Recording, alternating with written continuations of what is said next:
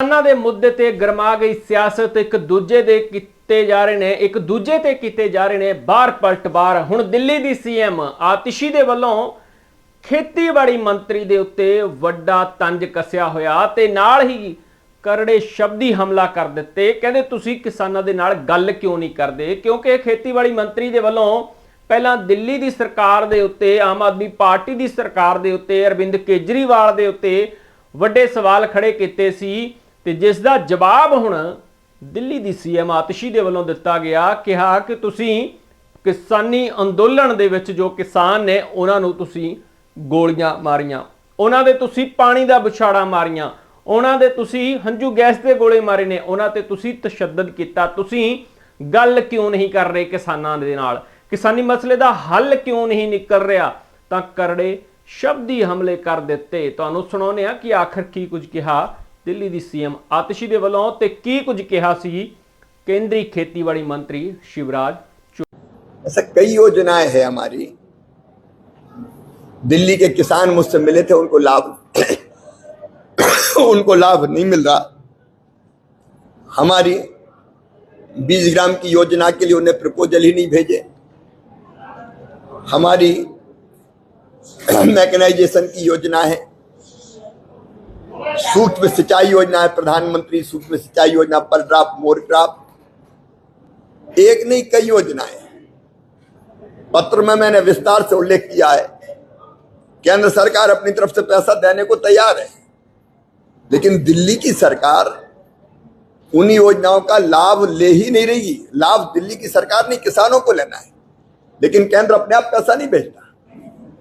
राज्य के प्रपोजल पर, प्रस्ताव पर केंद्र योजनाओं का पैसा भेजता है, और दिल्ली से कई योजनाओं के केंद्र सरकार की कोई प्रस्ताव आए ही नहीं, इसलिए उन योजनाओं का लाभ नहीं मिला।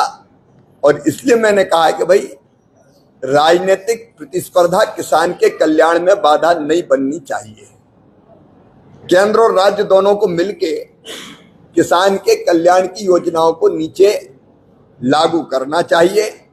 अब इसमें कई योजना ऐसी कि 60% पैसा केंद्र देता है, 40% राज्य को मिलाना पड़ता है। हम करते हैं केंद्र के प्रपोजल के आधार पर, उन्होंने वो प्रस्ताव भेजे नहीं, इसलिए मैंने। लेकिन कल बहुत महत्वपूर्ण फैसले किसानों के पक्ष में हुए हैं। एक, पूरे देश के किसानों को डीएपी खाद के बढ़े हुए दाम ना देना पड़े, क्योंकि अंतर्राष्ट्रीय बाजार में कीमतें बढ़ती रहती है। सरकार का संकल्प है कि हम यूरिया की डीएपी के 50 किलो के बैग को 1350 रुपये में ही किसानों को देंगे, और इसके लिए कल 3800 करोड़ रुपए से ज़्यादा की सब्सिडी कैबिनेट ने स्वीकृत की है, ताकि सस्ता खाद समय पर किसानों को मिलता रहे। कल एक और महत्वपूर्ण फैसला हुआ। प्रधानमंत्री फसल बीमा योजना प्राकृतिक आपदा में किसानों की फसल बर्बाद होने के बाद जोखिम कवर करती है, मतलब उनको राहत देती है, और जिन किसानों ने बीमा करवाया है नुकसान के बाद उनके नुकसान की भरपाई क्लेम के रूप में हो जाती है। तो उस योजना में भी ज़्यादा पैसे की जरूरत थी हमें। 69,000 करोड़ रुपए से ज़्यादा की आवश्यकता थी, और बजट में स्वीकृति केवल 66,000 करोड़ रुपए की थी। इसलिए कल कैबिनेट ने जो आवश्यक धनराशि है वो भी फसल बीमा योजना के लिए स्वीकृत की है।